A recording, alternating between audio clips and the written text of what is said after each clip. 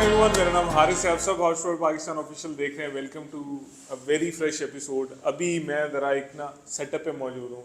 Hamza car care जो है finally they are opening their very own detailing studio और अभी हम वहाँ पे हैं। बट इन द मोमेंट मैंने कहा कि दानिश ने शिफ्ट किया recently. Danish is by the way the man behind Hamza car care. आप लोग मेरी वीडियोज़ में देखते रहते हैं। पहले YBG डिटेल की हमने, फिर ऑल्टो अभी रिसेंटली आप लोगों ने इंस्टाग्राम और फेसबुक पे देखा होगा।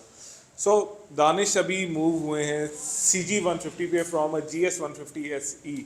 और CG के जितने भी ओनर रिव्यू मैंने किए हैं, कोई 1 to 5 से आया है, कोई यामाहा से आया है। तो आई थॉट कि अब हम दानिश भाई से मिलें और दानिश से पूछें कि जब एक सुजुकी का ओनर होंडा पे शिफ्ट होता है, स्पेसिफिकली GS का ओनर CG पे आता है, तो क्या होता है। So without any further ado I am going to introduce Danish. Sir ji आ जाएं। अस्सलाम वालेकुम। अस्सलाम वालेकुम। कैसे हैं आप? अल्हम्दुलिल्लाह। माशाल्लाह यार, first of all the best for the new setup. आसान नहीं है आप उसको, जो ड्रीम है आपका उसको चेज करना। Viral you are doing this, so all the best. आपने भी अपना बाइक गाड़ी डिटेल करानी है तो हमजा कार केयर की डिटेल्स में डाल दूंगा।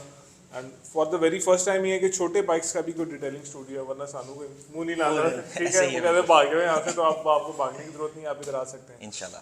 Sir ji. First of all मुझे ये बताएं कि CG150 लेने की और मतलब वाई CG150 और कब लिया, और ओवरऑल बाइक के साथ फर्स्ट इंप्रेशंस क्या थे आपके?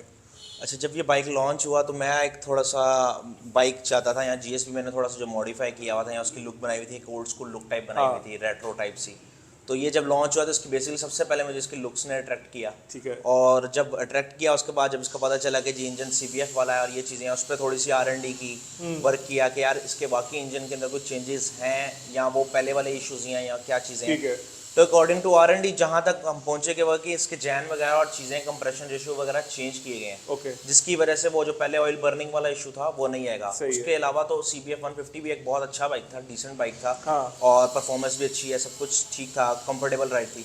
तो फिर ये चीज़ें एनालिसिस करते हुए मुझे एक रेट्रो लुक चाहिए थी और एक कंप्लीट बाइक था ये। सिर्फ इसके अंदर माइनर सी एक ये जो मिरर्स हैं और ये इंडिकेटर्स हैं, इनकी चेंजेस मैंने की हैं और ऐसा कुछ भी ऐड नहीं किया। यहाँ एक फ्रंट विंडशील्ड ऐड किया है। Okay. तो मेरा एक मतलब कहते हैं कि एक वो सबके लिए जो पाकिस्तान में रॉयल एनफील्ड लुक जो सीन होता है ना, थोड़ा सा वो वाला सिनेरियो को देखते हुए जो है ना मैंने इसके ऊपर शिफ्ट किया। और अल्हम्दुलिल्लाह शिफ्ट करने के बाद ये है कि बाइक अच्छा है, डिसेंट है, पावर भी अच्छी है। कुछ एक दो चीज़ें हैं जिसकी इसने मुझे स्टार्ट में तंग किया, जैसे वो फ्यूज़ वाला इशू आया था, वो इशू आया। तो अच्छा, वो आप business आई। इश्यूज देखो शुरू हो गए हैं। दानिश भाई यहाँ पे है माशाल्लाह से 2700 किलोमीटर तो बाइक चल चुकी है जी 2733 किलोमीटर बाइक चल चुकी है। थोड़ा सा बैकग्राउंड में शोर है बट इतना ओके होता है यार, अब मार्केट में आए हैं तो ये तो चलता ही है। अच्छा, मुझे ये बताएं कि जैसे GS का जो इंजन है बेसिकली वही GS है, मतलब सारा कुछ उसके अलावा आपको खुद करना पड़ता है। तो अब ये होंडा है, इसका पहले अच्छी बातें हैं, इसका पेंट, इसकी क्रोम, इसकी वायरिंग, ये चीज़ें आपको कैसी लगी? क्योंकि GS में थोड़े मसाइल हैं उनको लेके। बिल्कुल। मैंने जैसे कि हम लोग थोड़ा सा इस पर काम भी करते हैं, वर्किंग भी करते रहते हैं, मैंने इसके इंडिकेटर्स और ये चीज़ें वगैरह करने के लिए ओपन किया था। इसका वायरिंग सेटअप देखा, वायरिंग सेटअप अल्हम्दुलिल्लाह बहुत अच्छा है कंपैरेटिवली GS। कंफर्ट GS से ज़्यादा अच्छा है और उसके बाद वाइब्रेशन उससे थोड़ी सी कम है। और ओवरऑल वैसे अगर कहें तो बैठ के एक फील, बिल्ड क्वालिटी अच्छी लगती है। लेकिन ज़ाहिर सी बात है कुछ फ्लॉज इसमें हैं उसकी निस्बत फ्रेम के पॉइंट ऑफ व्यू से। फिनिशिंग का थोड़ा सा इशू है, लेकिन वो कोई ऐसा जितना बड़ा इशू नहीं है क्योंकि वेल्डिंग और वो चीज़ें प्रॉपर हुई हुई हैं। तो उसकी वजह से मतलब हम ये नहीं कह सकते कि यार ये बाइक कोई अंडररेटेड बाइक है। तो वो चीज़ें कंप्लीट हैं। अभी आपने इसको क्या पॉलिश किया हुआ है? सेरामिक हुआ हुआ है बाइक, सिर्फ टैंक।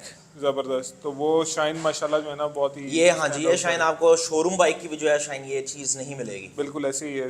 वो छत पे जो लाइटें हैं वो सारा कुछ इसके अंदर आ रहा है। अच्छा, उसके बाद मुझे आप ये बताओ कि यार आप कुछ इश्यूज की बात करते, लाइक इसके फ्यूज की या कोई केबल वगैरह टूट गई थी, तो वो एक्सपीरियंस कैसा था और ओवरऑल एक्सपीरियंस इसका अच्छा ऐसा रहा कि होंडा ने मुझे जो है वो इस पे ये नहीं कहा कि यार ये मसला हो गया हम इसको ऑन नहीं करते या इस तरह का कोई सीन। जो चीज़ें भी हुई हैं उन्होंने उसको ऑन ज़रूर किया है। ठीक है। मेरा इसका फ्यूज़ का इशू आया था। फर्स्ट मेरे ख्याल से 500 किलोमीटर बाइक चला हुआ था, तो मैंने इसको कहा कि यार इसका एक पोटेंशियल चेक किया जाए। मैंने इसको एक पुल दिया, जाके खड़ा किया, हम लोग दोस्त थे, चाय वाली जगह पर जाकर बैठे।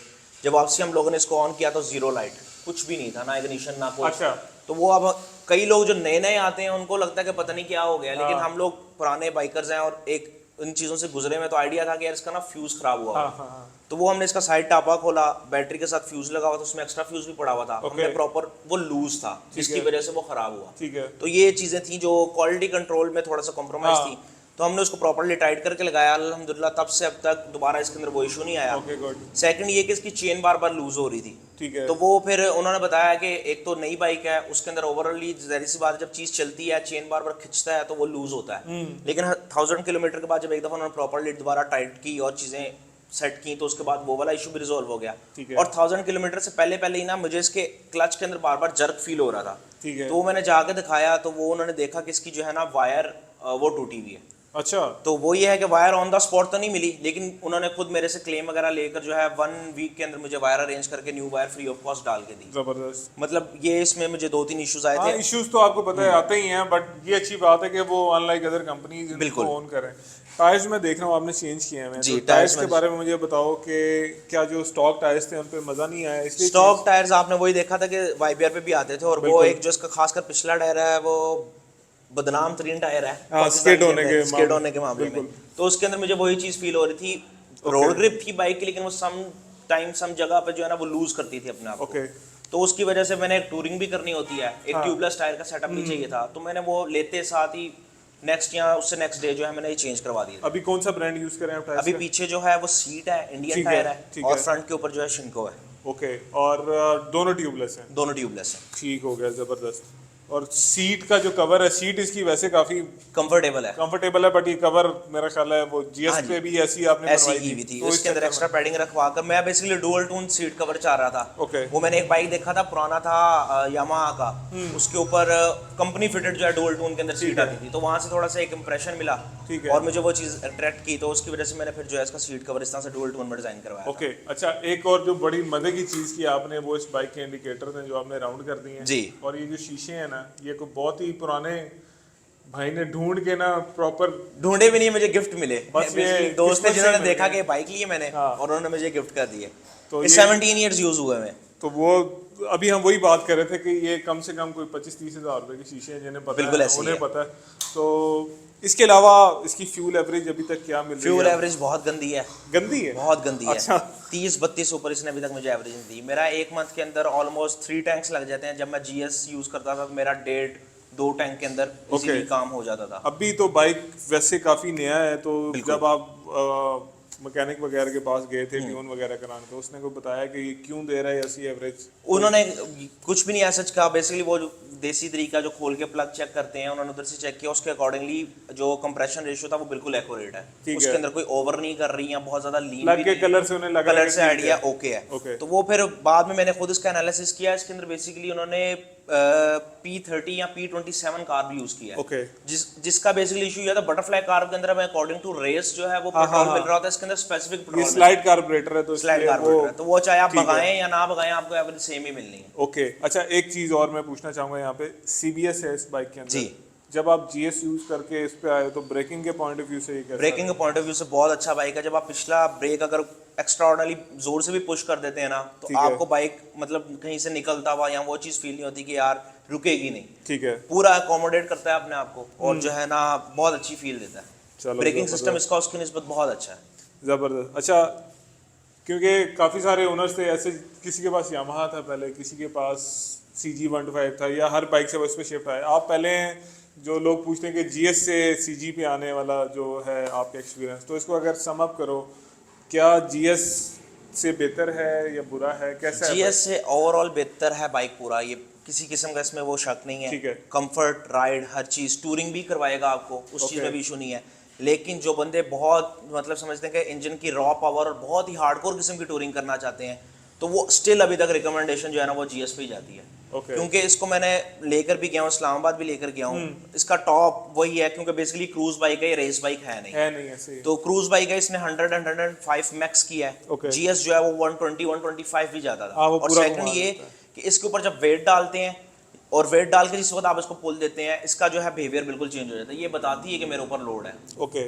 ये चीज फील करवाती है। और सिंगल के ऊपर भी है कि फर्स्ट 3 गियर्स तो जो है वो इसके पिकअप के अंदर बहुत स्ट्रांग है। लेकिन उसके अंदर भी एक चीज फील करवा रही थी जिस वक्त 9000 RPM पे जाती है कि यार मेरे अंदर अब जान खत्म है। तो जो GS है वो आपको एंड टाइम तक आप जिस मर्जी गेयर के अंदर उसको पुल दें, वो एक रॉ रगड़ फील आपको देती है कि यार आई हैव अ सम पुल, अभी भी मुझे खींच लो। तो ये चीज एक मेजर इसके अंदर डिफरेंस है। बाकी ओवरऑल अगर कंपैरेटिव करें, उसके साथ कंपैरिजन करें कि यार बिल्ड क्वालिटी, चीजें, कंफर्ट और बाकी सारी चीज़ें, तो ये उससे ऊपर है, बहुत मज़े की बाइक है। So guys here you have it, आपने दानिश भाई से खुद सुन लिया, ये जीएस भी यूज़ कर रहे हैं और पैरेलल में इनके पास CG 150 भी है। वंस अगेन मैं आप लोगों को ये दोबारा याद कराना चाहूँगा कि भाई अगर आपने अपना बाइक गाड़ी डिटेल करानी है so you have to check out Hamza car care. और मैं तो पर्सनली अपना बाइक भी करा चुका हूँ, पहले गाड़ी भी करा चुका हूँ, तो I do recommend them. Danish thank you so very much, जज़ाकल्लाह, बहुत शुक्रिया। बहुत अच्छा लगा and all the very best for your new setup. Thank you. ऐसे ही सेटअप स्टार्ट होते हैं भाई, जरा फिर यार दोस्त आए होते हैं, अभी तक ढेर लगा हुआ है पीछे, ठीक है, और सारे मिलके इंशाल्लाह फिर ओपनिंग भी करेंगे। जी इंशाल्लाह। सी यू सून इंशाल्लाह, अपना ख्याल रखिएगा, अल्लाह हाफिज़। अल्लाह हाफ़िज़।